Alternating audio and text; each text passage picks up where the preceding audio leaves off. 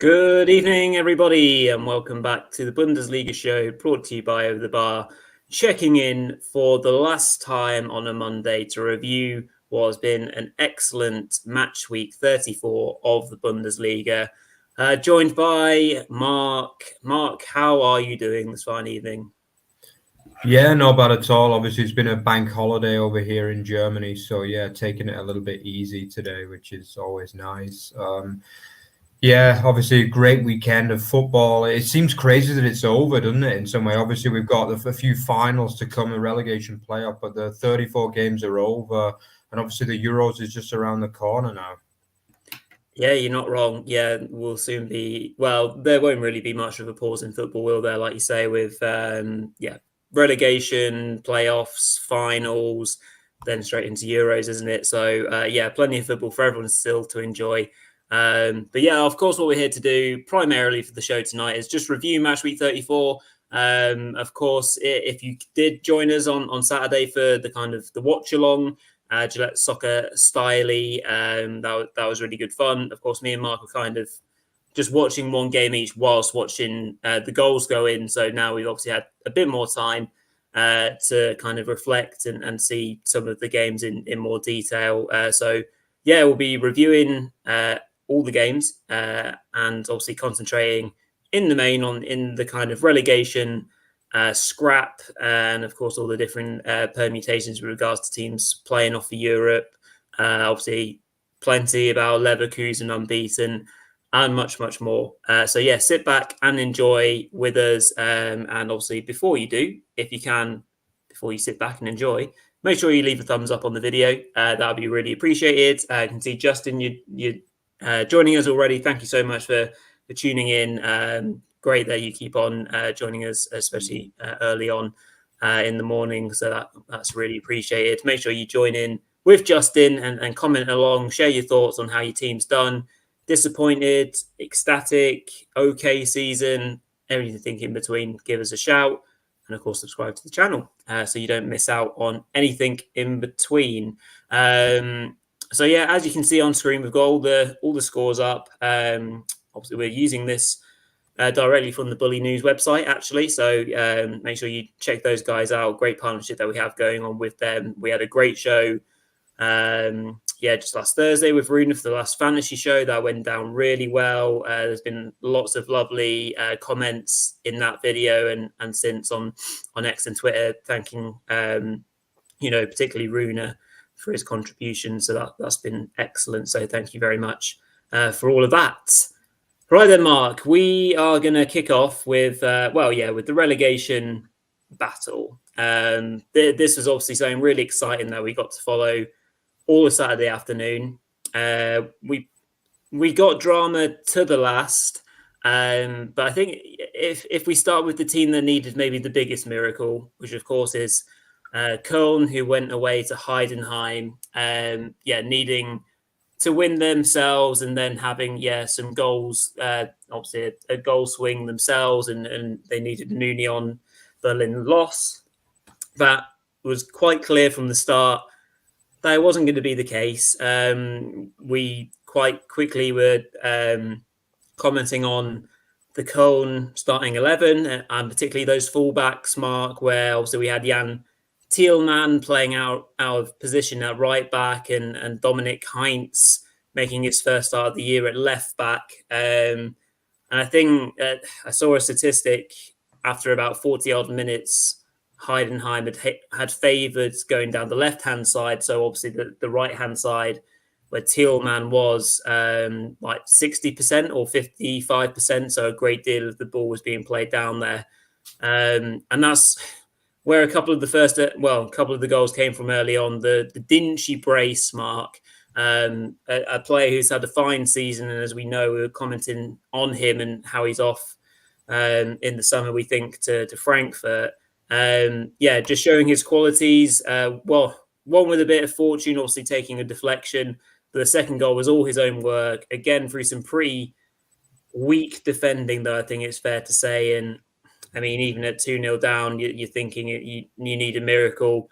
lo and behold, they then get a third through Kevin Sessa, who's had an excellent finish to the season as well. A good drag back from him on the edge of the area, and then being able to shoot through a crowd and making it 3-0. And unfortunately, from that point, which was quite early on in the game, we knew what the fate was going to be for poor old Köln.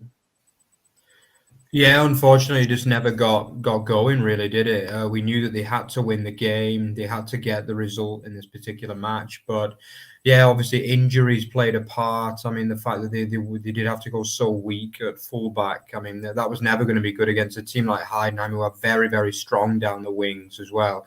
You know, as we've mentioned, Bester and Dingchi have just had storming seasons, basically, and they terrorized them effectively. I think the game was won by those three men playing in behind Kleindienst, actually, as you mentioned, the three goal scorers, Dingchi, Sessa, and Bester. They just all had brilliant games against that weak Köln backline in this particular game. You know, the opening goal was a little bit lucky, it has to be said. It was a heavy deflection, but then the other goals were of real high quality from Heidenheim. Second goal was a great team move, I felt, by obviously finished off by Dingchi. And then, yeah, the third one was another great strike from in-demand Kevin Sessa, who has apparently been linked with a few clubs, by the way.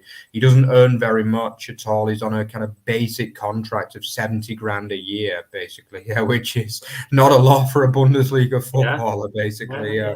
So he is a man that is probably either going to get a lucrative contract at Heidenheim, should they want to offer that, or he's going to move away, basically, and get better money there. But he's definitely done enough to earn a high-quality Bundesliga contract now, so respect to him.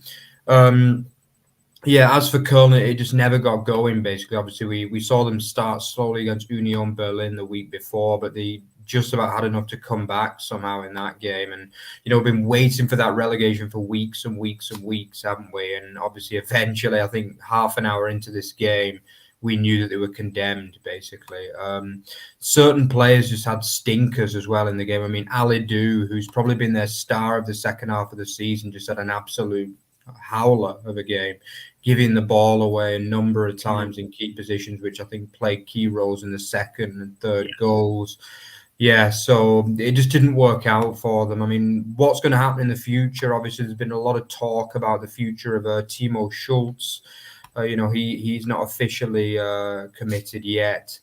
There's a lot of players as well. I think there's only Mark Uth who's really signed on so far, and he's barely played for about 2 years. So if they can get him fit, he's going to be a good player ahead of his Zweite Bundesliga campaign. Because, you know, in the glory days of Steffen Baumgart, he was one of the key players as well, alongside Anthony Modeste as well. But it doesn't look good at all for the away side in general. They are probably going to lose players. They're probably going to end up with a weaker side than they had this season. They did have a few promising loanees, though, it has to be said, that played in this Zweite Liga, so they'll be hoping to get them back. You know, they need to get some of these youngsters more involved, because I actually thought the likes of, you know, Damien Downs looked really good when he came off the bench a few times, Florian Dietz.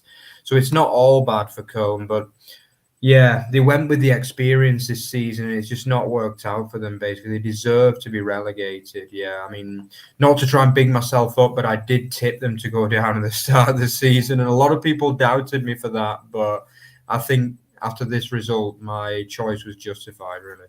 Yeah, it was. Yeah, absolutely. And I think that prediction, all predictions at the start of the season are just a bit playful, really, aren't they? And we do it just to kind of get ourselves excited for the season ahead.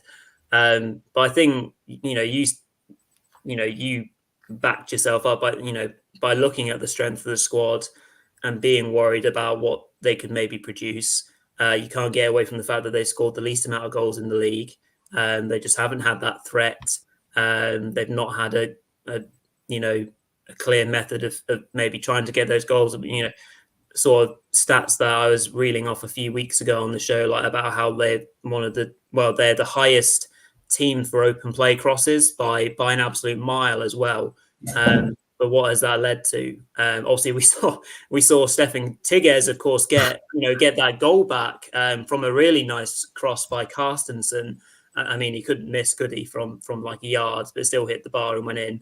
Um, and that, yeah, I mean, off the back of that as well, they did have a chance. Like Mark Oot had a good chance to maybe make it 3-2, and then you're thinking, okay, we'll keep pushing because they're starting to gain a bit of momentum. But I mean, Jan Niklas Bester said, "Nah, had enough of this. I'm just going to smash one in top bins and just kill this game and yeah, be the heartbreaker because yeah, Heidenheim have been the heartbreakers this season. They've relegated 2 teams in their debut Bundesliga season. They've had a real say in the relegation race, but not because they were in it. Ultimately, they've been amazing. Obviously, what a finish to the season it is for them. Best had probably just trying to hammer home. With Nagelsmann, why did you not pick me with a strike like that? And I'm sure he'll be waiting in the wings should there be any injuries to that German squad. But yeah, like you say, going forwards, Mark, for Köln in the Zweite, it 100% depends around certain players putting, pen to paper and joining Mark Oot. I think Oot was doing a post-match conference and said, I've signed a contract here and we need other players to do this, to join us on this journey because of the transfer ban and what they won't be able to do in the summer. It does put them in a really tricky position. Certain players that have stood out for them are maybe going to get picked up, like Chabot, we've talked about a fair amount. Schwaber's a solid Bundesliga keeper. You've got Martel in there. Finkgrave, a young left back who's done quite well. Maybe Hussein Basic as well. A few other players here and there. So if they do get picked up, then obviously Köln are looking, at a tricky next season. And it just beefs out an already incredibly beefy Zweite Bundesliga, doesn't it, Mark? I mean, poor old Nuremberg aren't going to be helped by another huge German outfit coming into that league. It's a tasty second division, to say the least. But yeah, so it wasn't to be. There wasn't as much drama around that game as we maybe would have hoped. And Köln have been confirmed as going down. We hope that they join us back in the Bundesliga in a short time as well, because they are obviously an excellent tradition club in Germany. So let's just move the conversation along to maybe where the drama really lied, and that was with Union Berlin and Bochum. And as we were following this as well, Mark, we were, it's easy to say, it looks like one team isn't playing very well and one team maybe got lucky in certain aspects. Have your, opinions of either of the games kind of changed since you've had a chance to look back at them and watch the highlights? Anything different that you picked out now that we've actually had a chance to look back on things? Yeah, kind of a little bit. Yeah, I think in kind of retrospect on Saturday, I was not disappointed that Union managed to stay up, but I just felt as though they deserved to play in the playoffs. So I did kind of react to say they got a little bit lucky getting 2 penalties. But I mean, the first one was an absolute stonewaller, let's be honest. I mean, what's Makengo doing there? He's got his hands so far out. And that one's an absolutely blatant penalty, which was obviously in the end saved by Atubolu. The second one was probably also a penalty nowadays, but it was a little bit lucky. I mean, it's poor defending, first of all. I mean, what's he doing? He just launches him down.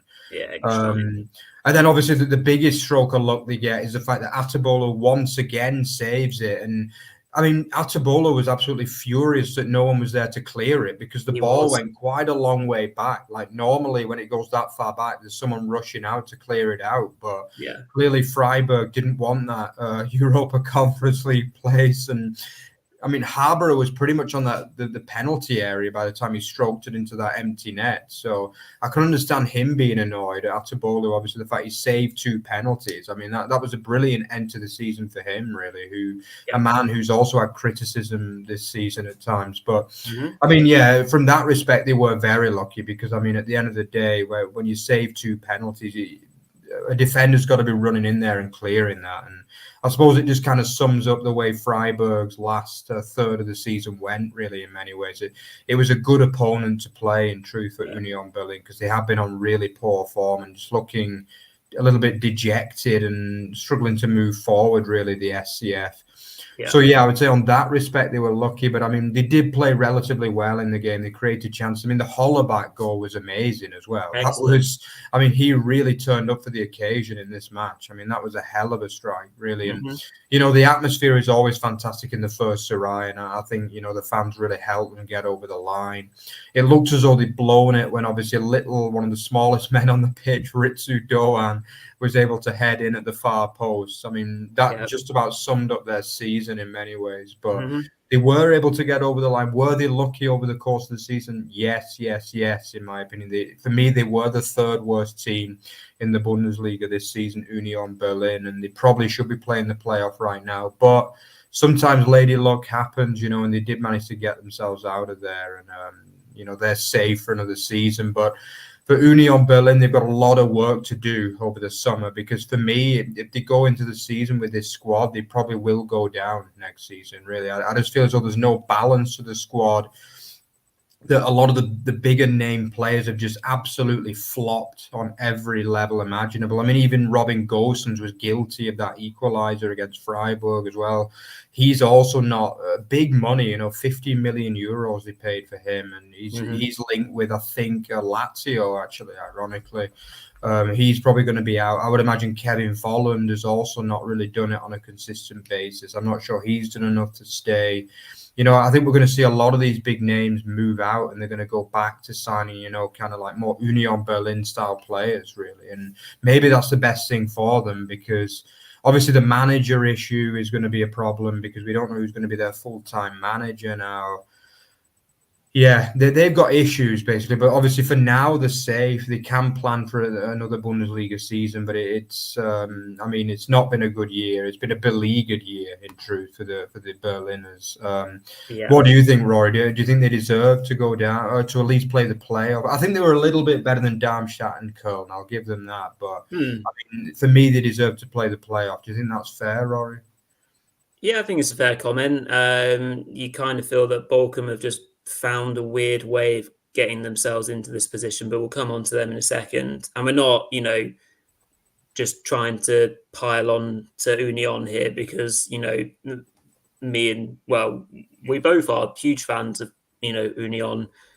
We loved everything that they did in recent seasons, and this is obviously just a really big reality check in regards to how things can drop off so quickly. The demands of managing a squad when you're playing in European competitions. A real clear thing is obviously player profile and personalities, and how you gel the team together, and how you can kind of end up in this messy situation. So I'm glad that Union are going to be in the Bundesliga next season. It's great to have a Berlin club represent.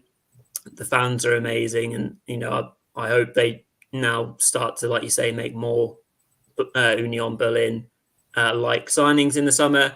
Be really interesting to see what sort of direction they go in, especially you know, head coach wise. Also, obviously, really sad as well to kind of see the end of Christian Streich in a bit of a beleaguered side.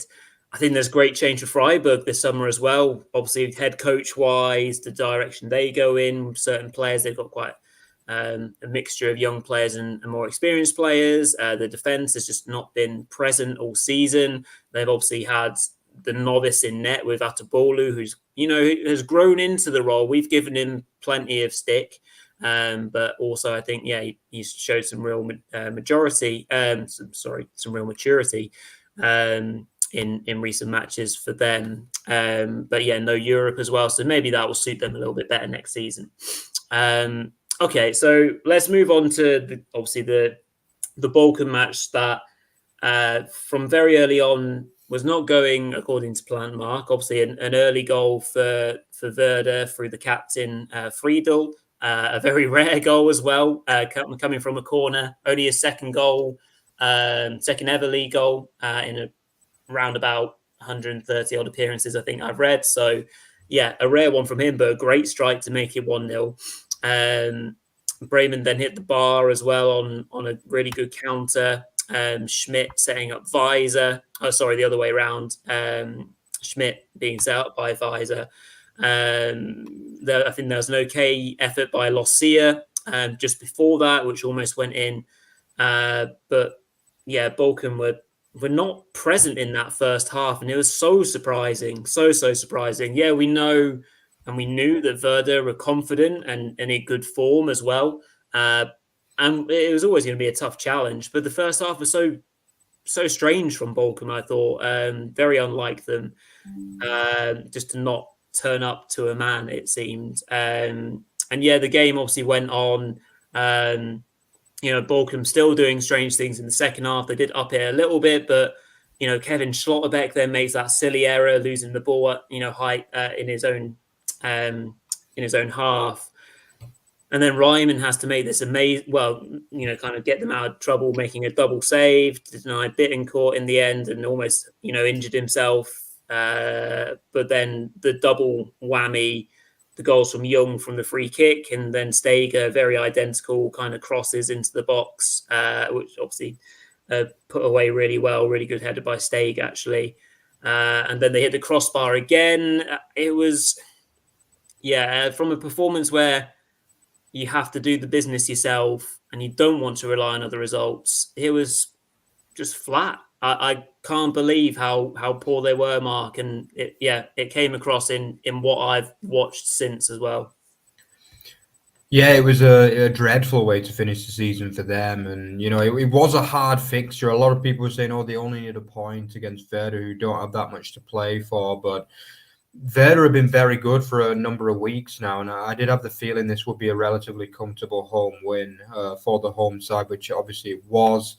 But yeah, from Bochum, the issue is defence. They've just fallen apart defensively this second half of the season, and it's just obviously they shipped 5 last week after Felix Passlack was sent off, and they missed him today a little bit. Obviously, they went with the young man Uhrmann, who didn't have a particularly good game in the match. Schlotterbeck's a funny defender, isn't he? What can you say about him? Because at times he does really good stuff, and he's one of those guys with the last-ditch tackles, the headers in the last minute to give your team a point. But he does have some absolute stinkers, and this was one of his stinkers. And it was not a good time as well for the VfL Bochum team. Him and Audets, while they've kind of fallen apart the second half of the season in many ways, which is obviously in contrast to the back three of Werder, who got stronger through the season. Obviously, Young and Friedel both ended up with goals at the end of this season as well. So, as for Bochum, obviously they go into the playoff game against Fortuna Düsseldorf. The first leg is this Thursday, I believe, in Bochum. So they really need to get a lead in that match to have any sort of chance. They probably are still favourites against Dusseldorf, even though Dusseldorf are they ended up top scorers in this Zweite Liga, so they're a team that score goals. They've got a couple of really good forwards as well. Solis, who's been absolutely brilliant. I think he ended up with 22 league goals. And obviously Vermeer as well, the 6'8" super centre forward who bagged a hat-trick when I saw him at Nuremberg earlier in the season. So they're going to cause problems for this Bochum side. So I think it's a lot more of an even playoff than last season's, when I think everyone was pretty sure that Stuttgart would do the job. Well, apart from maybe Rory. But but this year looks, I would give it a 60-40 to Bochum this year. I would say I still just about fancy Bochum, but they're not really coming in on good form. They're conceding goals left, right, and centre. They really are. Even Riemann can't save them anymore.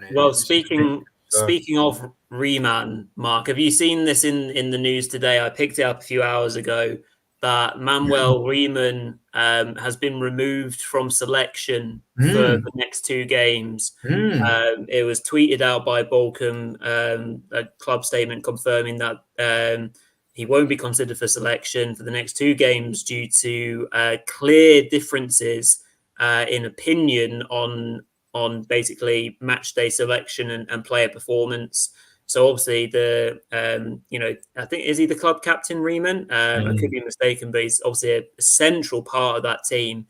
He will not play for the club over these next 2 games. And talking of conceding goals, that is not what you want ahead of a double whammy against Fortuna Düsseldorf. So, What do you reckon to that? Does that sway your percentages even more? Yeah, probably yes. Because I mean, at the end of the day, I think they're bringing in Luther, who must be about 45 or something. I believe he's the backup keeper. Yeah. So I mean, he was the Union goalkeeper when they first got promoted, so he does have some caliber, but Yeah. it just looks bleak for them. I mean, they've just not dealt with the season well this year. I don't know. I'm not overly convinced by Heiko Butcher at all. He doesn't look to have the charisma really, or the tactical nous to kind of get them out of this position. I mean, these kind of playoff games, this is where you need to rally your troops, and the last thing you need is probably your star player, ultimately, Riemann. I mean, he's been a player that's always performed, not as good this season, but the 2 previous seasons, he was an absolute rock for them at the back. And that's not what you want before a massive playoff, because Bochum are the kind of side that if they get relegated, they might never come back up for years. Do you know what I mean? Because they've not really got a lot of money. They'd lose all the better players, your Osterhagers, your Lossiers, your Sturgers. Yeah. They would all leave for Bundesliga clubs, and they need to win this playoff ultimately. Like, we have seen that teams that have won playoffs have gone on to do well in the following season. We've obviously seen it most recognisably with Stuttgart, who replaced a 16th place with a 2nd place finish this season, which is not too bad. But if they can get over this, then I think they can do better. I don't think Butcher's going to get the job on a permanent regardless. He's not done enough for me to really justify that. And I think, obviously, if they can just about win this playoff, then they can rebuild. They can build a stronger defence, maybe change a bit of the personnel around. But it's going to be hard, especially without Riemann, as you say, Rory. I mean, it seems as though there's problems behind the scenes there. The fans aren't particularly happy from what I can see. And they're going to have a job, because Dusseldorf's a big club. It's going to be they're going to have great fans at both games, and we could finally see the first winner of it from this fighter in a long, long time this season. Yeah, very true. Just want to pick up on a couple of comments that have come in. Justin saying, sad to see a club like Köln go down. The fans are great, and they have such a rich history. They will be back. One in from Moritz. Obviously, thank you, Moritz. Just trying to forget temporarily what did happen this weekend. I'm sure that is what many Köln fans are doing. One in from Royston. Xhaka learn about becoming an invincible at Arsenal. Obviously, convincing, amazing, undescribable season from Leverkusen. Will certainly come to them in a moment. And one from Steve. Thank you for this, Steve. Could you speak a little bit about the teams that are coming up? And then 2, is Stuttgart going to be able to keep the team together through the coming transfer season? Mark, good one for you. This first question from Steve about the teams coming up. Steve, just in this as an FYI, we did a show with one of our good friends, Matthew, who does the Zweite Bundesliga podcast. It's on our channel. So if you want to learn even more in depth about the 2nd division, about St. Pauli and about Kiel, definitely go watch that video. It was a great sit down with Matthew. But Mark, just quickly on those 2 teams, obviously, who are going to be coming up. Really excited to see them both in the division. St. Pauli making first return for a long old while to the league, and Kiel making their first ever Bundesliga bow. So obviously with regards to your boys Nuremberg, you'll certainly know a little bit more about the 2 teams. What can we expect to see from them both? Yeah, I mean, I saw Kiel a couple of times live this season, and they are a good team. They're a team that play to the strengths. They don't, obviously, Tom Rother is probably the most high-profile player, obviously, on loan from Dortmund. He played really, really well for them this season, but they are a team that, know the strengths. They're not like the kind of team that's going to beat you 4-5. No, they did put 4 past Nuremberg, I've got to say. But that's not the kind of way they'll play. I expect a more defense kind of focus from them next season. I think that they proved very hard to break down, conceding only 39 goals, which was the 2nd best defensive record after only St. Pauli, who conceded 36. Both of these teams are strong defensively. I think St. Pauli, you're going to be looking at their home fans. Like, they've got a very famous fan culture, St. Pauli. Obviously, they're based in Hamburg as well, for those of you that don't know. They're based on the Reeperbahn in Hamburg. So, it's a party team, really, a team very political team as well. They're going to take massive fan bases wherever they go, all over Germany, and they'll have a lot of fans internationally as well, hoping they do well. As for the team, like they have a pretty solid team. For me, they had a much better Hinrunde actually than the Rückrunde. I think the players you're going to be looking for is obviously Afolayan, who was from Bolton Wanderers, actually, ironically. They signed him from there. He's been an absolute superstar, the young English winger. He's been fantastic for them. We're also going to be looking at Eggestein as well. They've obviously got he's had a solid season, and Elias Saad as well, the Tunisian German dual national, who looks a very, very solid centre forward as well, particularly in the Hinrunde. But again, they're also quite solid defensively. I think we're going to be seeing the likes of Connor Metcalf, who's a really, really good central midfielder. David Nemeth, Karol Metz, and the likes of them are going to be really solid defensively. So my expectation from them, I don't think we're going to see a Heidenheim out of these two teams who just look to attack and score goals. I think we'll see more a kind of from probably St. Pauli, who might see a little bit more attacking at home because the fans will push them on. I think for Kiel, we will see more of a kind of conservative approach. I would imagine, think like a Bielefeld from the year they stayed up. I would imagine something like that. They'll look to make the home ground a fortress because it's way, way up north, Kiel. It's on the border of Denmark, pretty much. Yeah. It's absolutely miles away from anywhere, basically, Kiel. It's going to be cold, especially in the winter, and they'll look to try and win the home games. And the stadium only holds, I think, less than 15,000. So it's going to be another Heidenheim,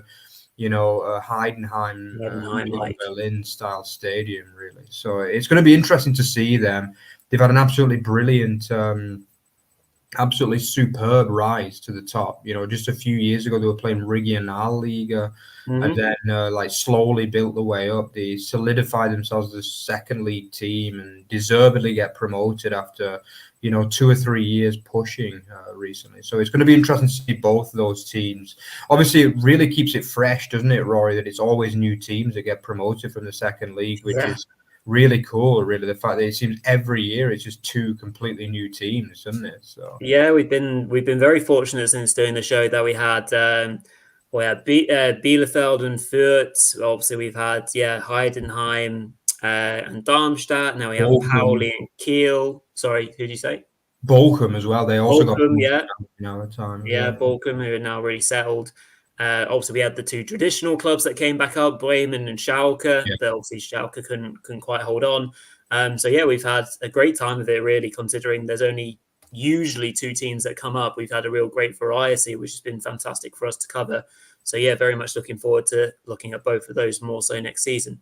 Just whilst we're finishing up with relegation, let's not dismiss or forget about Wolfsburg hosting Mainz, and I can just see at the moment you can't quite see them on screen, so I'll try and scroll down a little bit for you so we can see them. There they are. Obviously went a goal down early doors, thanks to that Kevin Paredes goal. A nice finish at the near post, a good run as Wolfsburg made a good start to the match. The Mainz settled into things really nicely. And got a firm footing back into it. Started to play really nice football, exactly what they've done the whole time under Bo Henriksen. Obviously, the big second goal coming from Sepp van den Berg. They had cleared that one because of a VAR check, but obviously, I think he was onside, but other players were offside, so they stayed away from that. So I think, they got maybe a little bit fortunate with that, with Van den Berg great on the rebound, and they're able to see it through, obviously, with the late third goal as well.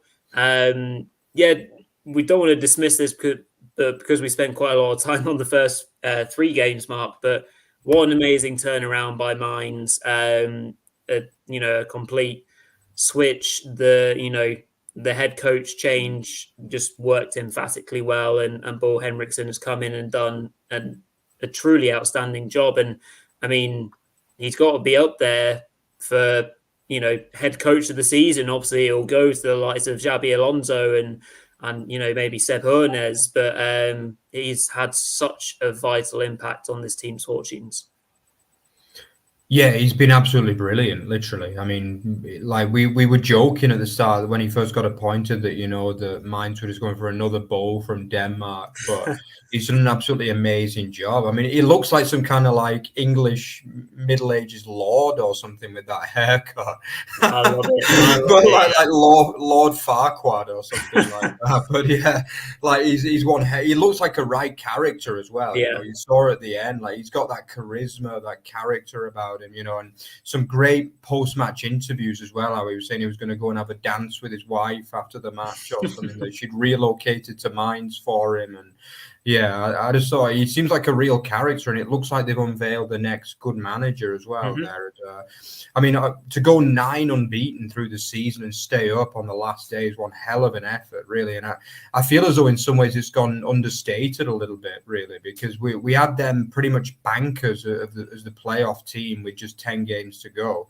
Yeah. I mean, pretty much everyone thought basically it was going to be between them and Köln for the automatic relegation spot in the playoff, and nobody else was really involved. But it's their form, their run, and obviously to a lesser extent Köln as well. They did improve massively the back end of the season, and respect to them for that. I mean, the thing with Mainz is that they do have a good team, really, and they were basically just underperforming for the entire season until Henriksen came in. I mean, if you look at some of those players, it's not a bottom, it's probably a mid-table side, ultimately, one that should be around about 8th to 11th kind of place for me.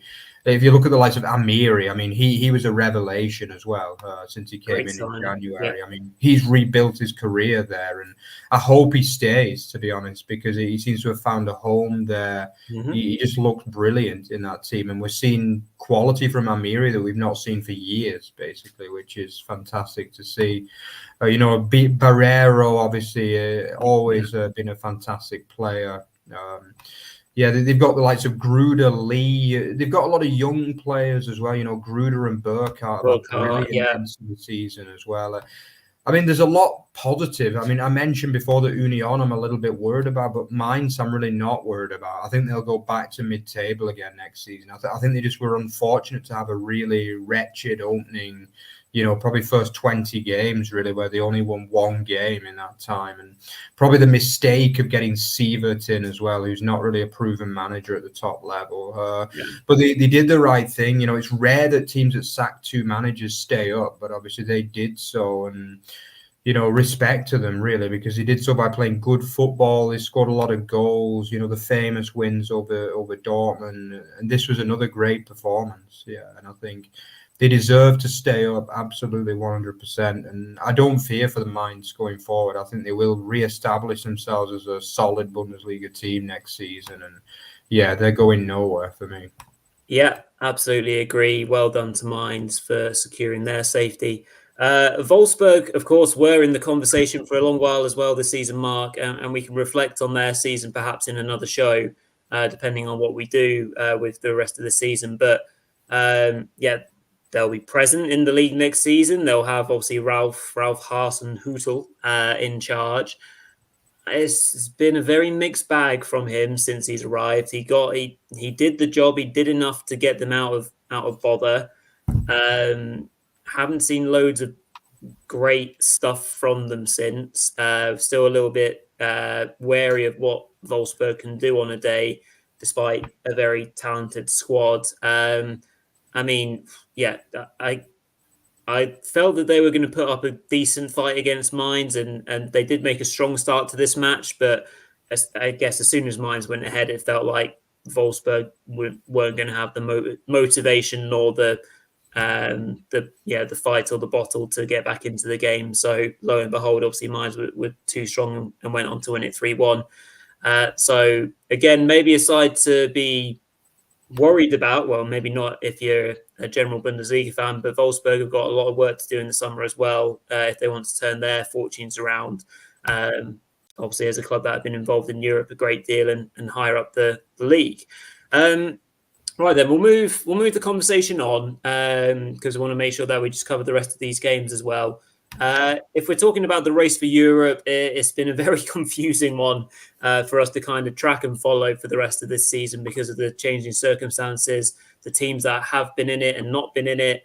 But I guess one thing that we were following quite closely, Mark, on Saturday was the duel for 6th place between Hoffenheim and Frankfurt. Obviously, I was watching the Hoffenheim match, and yeah, was able to watch a fantastic comeback in the end. Kramaric leading the way towards the end as Bayern really dropped off, and we'll talk about how they obviously then lost their 2nd place to Stuttgart. But yeah, again, if we're talking about an overall season, it's a bit more of a strange one in terms of the side that has come 6th. If we look at maybe the Frankfurt Leipzig game in isolation, what did you make of this? Frankfurt actually started okay, to be fair, despite the fact that they ended up going 2-0 down. Obviously, thanks to a couple of goals, one penalty from Xavi Simons, which he won himself and put away very nicely. And then, Benjamin Šeško just adding to his value, no doubt, in the transfer window with a fantastic strike to make it 2-0. Then at that point, I think, Mark, when we saw them 2-0 down early in the second half, we did not think that Frankfurt would come anywhere near Leipzig for the rest of the match. But lo and behold, they showed some good character, came back into it. Another goal for Hugo Ekitike, a really good header, really powerful header. And then late on in the match, they win themselves a penalty as well, which was converted by Marmouche to make it 2-2, and they would just about cling on to their 6th place finish. So as a match itself, pretty entertaining one, considering it didn't have loads riding on it. But Leipzig turned on the style for a little bit, but Frankfurt had enough just about to claim their undeserved 6th place. I think it's fair to say, but no one else wanted it, so fair play to them. Yeah, it was a funny match, this one, really. I didn't really feel as though Leipzig took it that seriously, in truth. I just felt as though, yeah, what can you say about them? They literally had nothing riding on the game. They knew they were going to finish 4th regardless. So it was just a kind of just an experimental game, really, for them. And as Justin already said with that nice comment, yeah, I think Šeško was the man of the match. He's been absolutely superb, basically, the second half of the season. I think obviously the onus was on Frankfurt to come back into the game, and they managed to do it. Yeah, the first goal was a good move, as you say. Ekitike, who has signed permanently for them, and since he's signed permanently, he's really done well as well with his 4th goal of the season. And I think he only got his first goal 5 or 6 games ago, so he's finished the season strongly. Basically, they don't really deserve that 6th place, in my opinion, but they have got it at the end of the day. Obviously, Hoffenheim, we'll talk about a little bit more later. They, for me, were probably a little bit better over the season, especially as an attacking threat. But again, this sixth place was kind of a snail's race, as I've said a few times this season. You could argue that none of those teams really deserve Europa League football or even Champions League football should Dortmund manage to win the Champions League. And obviously we've already talked, they're moving to that Swiss system, which is going to be that massive league where you play 8 different teams, basically. So we don't really know what to expect from that. Maybe teams will have a chance to qualify. I don't really think it's going to take us a year or two to even get used to what's going on with that, to be honest, because I've seen a few examples of it play out, and it does look complicated. But you never know. It might be a good year to get into that system for Frankfurt because they might be able to get deep into it. I think the reason why this system was in, the idea to come was to kind of change things a little bit, wasn't it, in the Champions League? Because it's always the same teams, always the same structure. And obviously, maybe this could be a good year for Frankfurt to qualify for it. But obviously that still relies on BVB beating Real Madrid, which won't be an easy task in truth. But congratulations to them. They played a solid season. I think Topmuller has done just about enough to stay on for a second season. Yeah, it was never going to be an easy season for Frankfurt because they lost so many players last season, and the likes of Larsen has come in. He's done a decent job. I feel as though Chaibi has been good in parts. I think that just about sums up Frankfurt's season for me. It's been good in parts, but not quite consistent enough, really. But 6th place, they would have taken that before the season. It's been their best finish for the last 3 years in the league. So you would definitely take it, but still a bit of work to be done to really get the maximum out of this roster, I think. Yeah, absolutely. And then obviously, yeah, Hoffenheim ended up doing a number on Bayern as we were following it on Saturday, and made it really exciting. Yeah, for me personally, obviously from a VFB point of view, because it meant that Stuttgart leapfrogged Bayern in the end table to come second. What an achievement that was. But it wasn't looking likely, was it, early doors? Because, yeah, Matty's Tell put Bayern ahead nice and early. Good work from Thomas Muller to set him up. And then followed up by another goal from Alphonso Davies, making it 2-0 within 6 minutes. And then you're thinking, oh, wow, okay, Bayern have turned up here, because they did go quite strong. We were talking about that on Saturday, weren't we? Because we maybe thought that they were going to be, weakened. Bayer obviously brought Hoffenheim back into it very, very soon afterwards. Bless you. And then after that, we had a bit of a lull, to be honest, in the match. It did go quite quiet for the rest of the first half. A few half decent chances. There was one for Kramaric, I remember, late on in the first half, which he didn't connect with. Going into the second half, second half there was 3-0 to Hoffenheim. They played it really, really well. Bayern started okay, I think, if I remember correctly, but then, yeah, Hoffenheim just got the wind between their sails, and Kramaric produced a fantastic performance of finishing. A couple of ones where it fell nicely for him in the box, but you know what? Obviously, one big thing that I was saying a lot on Saturday was Bayern have played themselves into trouble. Bayern have played themselves into trouble. What are they doing at the back? Manny Neuer obviously had a bad game. Kimmich had a pretty poor game. Dyer had a poor game. So, it was just bad all round for Bayern. And, we know this really weird situation that Bayern now have with their head coach, which obviously Justin's alluding to in the chat there, obviously struggling to find a manager. Honestly, the appointment, we know very little about it without spreading rumors. The latest new rumor that I've seen is Vincent Kompany. Believe what you think of that. Obviously, the Burnley manager, great football player, and has done some good stuff with Burnley. But I mean, how underwhelmed would you feel as a Bayern fan if that happened? We know De Zerbi has. We were talking about it on Saturday, didn't we, Mark? When we saw the news, De Zerbi's left Brighton or is leaving Brighton, I was like, oh well, okay, well that kind of all links up. But he's, it's been confirmed that he won't be coming. Tuchel's gone. Where do they go, Mark? I mean, it's such a strange, weird situation for Bayern to be in, and particularly for their players as well. There's no certainty around the club, which is such a weird thing for Bayern to be facing as a ginormous club. Yeah, it's a bizarre situation. It really is. Like, I think nobody can believe the fact that so many managers are turning them down, And I agree with what Justin said, actually. He said that a lot of it is to do with poor mismanagement in the last few years, and they're paying for that now. Yeah. I think a lot of it was Khan and Salihamidzic. I mean, they were awful, basically. I'm going to be honest now. Like, they sowed the seeds for what's happened this season and also in the future, basically, now, because they were the ones that should have taken the hack when Hansi Flick went, basically, because Flick was a club legend at the end of the day. And for me, Flick should, without doubt, have been kept on. It should have been Salihamidzic who should have gone at that time. But obviously that happened a year later, basically, when he paid basically got rid of Nagelsmann under dubious circumstances as well. Yeah. So now you're seeing the results. You've got good managers who've been fired or let go, and now all of a sudden they're like, I don't think it's only the fact that the job security issue. I think it's also the fact that teams are probably looking at it and thinking, like the Bundesliga is very strong at the moment. Like Leverkusen are going nowhere. They've already got Alonso signed down.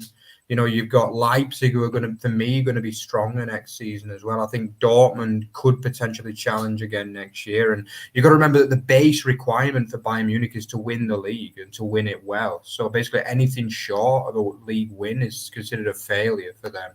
So I think some of those managers will be thinking, is this really the best time to go into that club? Because Yeah, I mean, someone like a company would obviously take it. I mean, let's be honest, swapping Burnley for Munich, I think you definitely take that in a pinch of in a second, basically. But it's very underwhelming because I mean, even Burnley fans are not exactly overjoyed with him. So I mean, I know he's got a philosophy and stuff, but I mean, he's completely failed in the Premier League this season, basically. So Yeah. I mean, yeah, it's not looking good for them. It really is. And we've already mentioned they've got a lot of players that are getting towards the end of the prime on massive salaries, absolutely enormous salaries of 20 to 25 million a year. And that's just crippling the wage budget, basically, you know. And I don't know why they kept Muller on for another year, to be honest with you, because I know he's been a great player, but he's taken up so much room in the wage budget. And he's even admitted he doesn't want to play every week anymore. So for me, it would have been better to give him a coaching contract or something like that. Yeah. And then, you know, Neuer looks a shadow on the keeper he was, in truth, nowadays. I just don't think he's anywhere near. I think they should be looking at getting another keeper in. For me, maybe even Nubel. Obviously, he's still a Bayern Munich player as things stand. So they have him, but it's too late. You can't have him back. You just loaned him back out. He should be. Yeah, he's another one that's probably going to give them the proverbial middle finger, isn't he? Now, Oh, I because hope so. they've kept with Sommer, they've kept with Neuer for so many years, and it's just mismanagement. They've been poorly managed on many levels, and I don't see them as favourites at this stage. I don't think they're favourites ahead of next season. Really, no. I don't. You can't. No, you can't put them as favourites. Still, 100% agree. We'll have to see who gets the job, but it is going to be interesting over the summer to watch that unfold. Yeah, 100%. Right, whilst we just got a few minutes left, there's still some games that I just want to, of course, touch on. We can't go through an episode without mentioning the Invincibles, the Undefeatables, the amazing Bayer Leverkusen, who confirmed a undefeated season by beating Augsburg 2-1. Obviously, Mark, you were watching this. Not the best performance ever. They got themselves 2 ahead. First goal was through a mistake from Kubek. From Kubek, yeah. And then obviously a penalty, and Augsburg played themselves back into it in the second half, getting that. That's obviously that first goal, but not being able to get through. There was a good save by Radetzky near the end as well. I think it was to ensure the win. But yeah, I mean, like we said before on many shows, we've run out of words to describe this team. It's such an amazing achievement. At the start of this season, if you were going to tell us that in however many weeks' time, you'll be talking about Leverkusen having not lost a game all season, they would have won the Bundesliga like weeks ago, and done it at a canter, and played like the best football ever, scoring late goals relentlessly, being in the final of the other 2 competitions that you're in. Like, you would have slapped the person who you were talking to if they were saying this to you. It is literally ludicrous, just unbelievable achievement. So congrats to them. Can't wait to obviously do our watch along with them on Wednesday. Obviously, so in a few days, make sure you tune in with us for that. Really wish them great luck in that, and obviously in the Pokal final, which we might do a watch along for. We'll confirm that one in due course. But yeah, I mean, they'll be gunning for both trophies, but from a Bundesliga perspective, because that's obviously what the show is wholly about in the main. It's just inconceivable how they've done it. So yeah, congratulations to them. Anything in the game particularly, Mark, that took your interest, or just them doing a professional job for one last time? Yeah, I actually thought Augsburg deserve a lot of credit for how they played after the 2-0, to be honest. They were probably they had, as you mentioned, that chance towards the end as well, which I actually missed on the live stream because we were obviously covering other things as well. But it was a great save from Hradecky, who's a player that deserves a lot of credit. But I just want to focus on the celebrations too. I mean, if anything was Bundesliga, then it was that, basically. Xabi Alonso jumping into the crowd and lifting the trophy. The massive shield. It was just absolutely superb, basically. And, obviously the ultras carrying the shield as well. I mean, can you imagine that in England? Absolutely no chance. They would have, the stewards would have stopped it before it could be possible. And the tourists had already be on the way home, probably. So, yeah, basically, just the atmosphere was brilliant. For me, this was Bundesliga all the way. I saw it was brilliant. The Bayer Leverkusen fans serenading Xabi Alonso and then shouting, bring the Europa League home as well. It was just superb, yeah. Obviously, let's not forget the season isn't over for Bayer Leverkusen by any means. I mean, we've seen them go 51 unbeaten, but can they start to win finals? Because they don't have a particularly good record in finals over the years. But, this team has done everything, hasn't it? And I mean, yeah, for me, they are pretty hot favourites in both of the finals. But I think, even if they just win one of the finals, it would have been a perfect season. But obviously, they'll believe they can win both of them. I think the fact that 2 finals in 3 days, basically, it's not easy, is it, at all? But, the fact they play Kaiserslautern, they'll go strong against Atalanta for me, and they might rest a few. They might rotate a little bit against Kaiserslautern. Give some, the likes of your likes of Lozek maybe come in against Kaiserslautern. But we'll have to see anyway. Well, yeah, we will see. We'll watch it with great interest. Can't wait for Wednesday. Right then, just the other games that we haven't covered. Just wary of making sure we get our goodbyes in. One game we have to cover, of course, and say, well, we don't have to cover it necessarily because it was a walk in the park for Dortmund, but the end of an amazing career in the Bundesliga for Marco Reus-Mark. The ending that he deserved, just from a him scoring perspective, great free kick. He also got an assist for the first goal, and Dortmund walked the rest of the match. Brandt with a nice finish, and Donny Marlin as well against relegated Darmstadt. I guess the ideal and perfect scenario for Marco Reus is to go out with a bang and win that Champions League. An amazing, loyal player for Dortmund, and it would be just amazing if he could just get out with that Champions League in hand and go off into the sunset. Just maybe a quick word on him and his service to Dortmund. Yeah, I mean, what a player. Obviously he signed for the team when that brilliant, I mean, we were probably a lot younger back then, weren't we, Rory? I mean, back in the days when they played that Champions League final against Bayern Munich. I mean, I remember watching that one at Wembley, ironically, which is where it'll all finish for him on week on Saturday as well. But yeah, he's always been a fantastic player and an absolute linchpin in that team. Probably started out more as a striker, but became more of a kind of attacking midfielder type player, winger. But I mean, absolutely wonderful player, and he never really had a bad season, to be honest. Marco Reus, like, he was even this season, he got like 6 goals, 6 assists, which is pretty good for a 35-year-old. It looks as though he's going to join St. Louis, from what I've seen as well, over in America, which doesn't surprise me at all that he's going to go over there for a year or two. Generally, German players don't play on as long as in some other countries as well. Like, we do see a lot of players usually retire 33, 34, but Marco Reus will turn 35 the day before the final. So, it's going to be, he's going to go on for another couple of years yet, which is going to be a good coup for the MLS. But we'll definitely miss him. We'll miss him in the Bundesliga. It has been a weekend of goodbyes, hasn't it, as well? Let's not forget that, And obviously some legends are leaving, like obviously Strike as well amongst the top of them. But yeah, he deserves the credit he got. He got that brilliant send-off. And he is going to have a role to play in the Champions League final as well, even though probably 100%. Most likely off the bench. Yeah, 100% agree. He'll definitely play a part, I'm sure. So thank you. Yeah, Danke Reus was obviously the great tifo that they did in the yellow wall for him.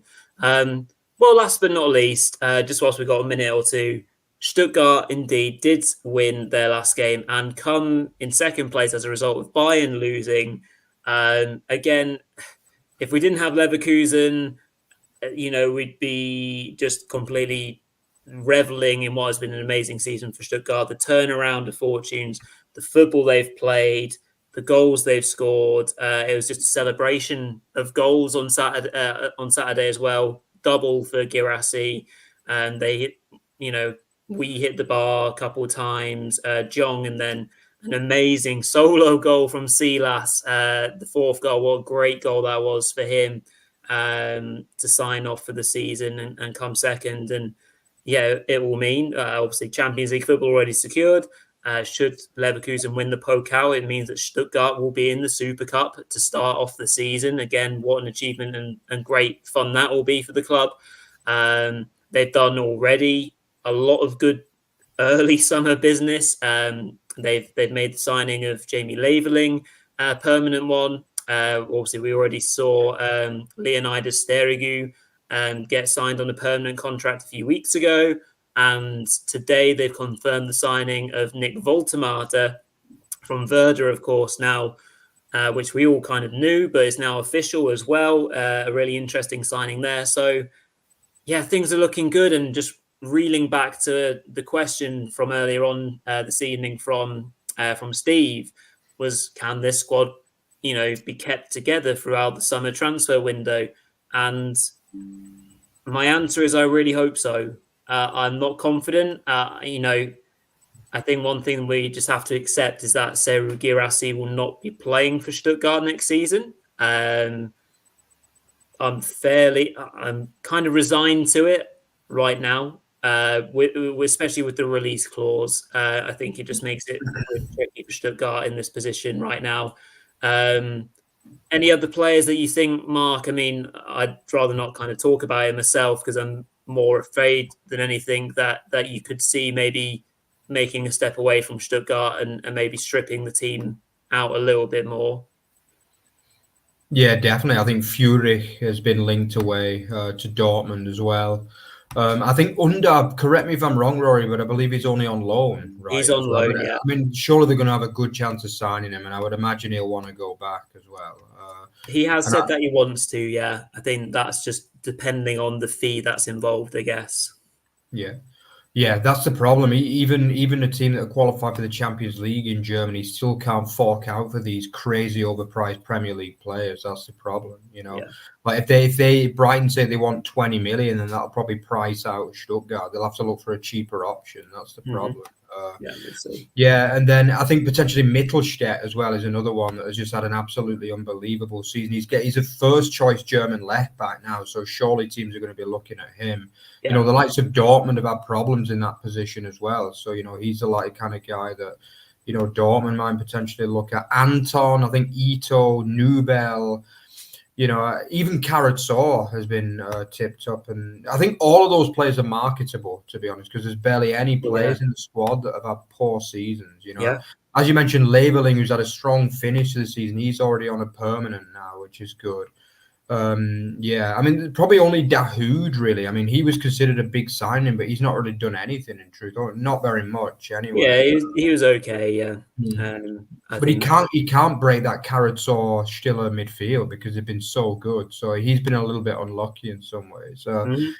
But, so many good players. Let's give respect on Silas's name as well for scoring the final goal of the season. That was a brilliant wonder goal for the, dodgy defending as it's been for pretty much the whole season from Gladbach. But, I mean, what a way to go out that was from Stuttgart with that Silas goal. I thought that was a nice moment because, a player that we all kind of like, every Bundesliga fan likes, but nowadays is a bit part player. But, he's had a good season overall as well this year. It's been a good comeback season really this year. And yeah, I mean, obviously the one of the main ones that they could potentially lose yet is Sebastian Hoeneß as well, even though it looks as though he's ready to stay. But should, someone like a Bayern, I'm surprised, I still don't rule it out completely that he could end up at Bayern, because I'm a little bit surprised they've not shown more intention to sign him. But for now, it seems though he's not quite top of the priority list. But if Flick and company reject them, then maybe they'll turn to Hoeneß. Who knows?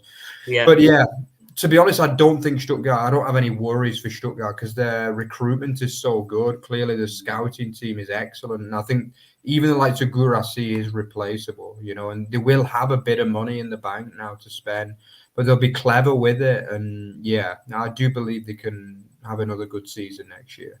Yeah, it's been a pleasure watching Stuttgart all season long in the Bundesliga. Amazing season for every fan to remember. So yeah, long may it continue and greatly look forward to next season in the Champions League as well. What a crazy thing to say. Right then, well, we're slightly over time just because we wanted to make sure that we gave every team as much credit as we can. All the goodbyes, all the sad goodbyes as well, and great achievements and the like. So, I'll hand over to you, Mark, to finish up. But obviously, just a reminder, we will do a watch along Wednesday, and we'll see and cheer on Leverkusen all the way through against Atalanta in the Europa League on Wednesday evening. But otherwise, I'll hand it back over to you, Mark, to close up tonight for the last review show of the season. Yeah, well, according to Ballum, Rory, it's already past your bedtime. So I hope you're going to be ready for Wednesday because we only kick off at 9. God, I better get some extra sleep then. Yeah. Yeah, thanks for the nice comment there, Ballum. But if you enjoyed what you saw, don't forget to check out Over the Bar FB and at Village Footy 20. Don't forget we're not only a YouTube channel as well, we're also a podcast, and the link to that will be in the description. And then don't forget to like, comment, and subscribe. We've still got a lot coming for you. We will be doing a few review final season awards as well, and we've got a few watch-alongs to come. So don't lose faith in us yet. We got another couple of weeks or so of action for you to come yet. Then obviously the Euros as well. We're still not quite sure what we're going to do for the Euros yet, but we will be probably doing something with Petre involved as well. So thank you guys for those of you that have stuck with us for the whole season. Some of you guys have just been superb this year. The likes of Justin, who wakes up at like 4 o'clock every morning in Australia to watch us. Ballum, who just has been one of our longest term supporters now and never fails to disappoint us. And then, the likes of Moritz, who always checks in, and some of the new guys as well, Steve, Royson. Thank you very much for watching today. We'll see you again on Wednesday for a big night for the Bundesliga, and we'll see you there, guys. Bye-bye. Cheers all.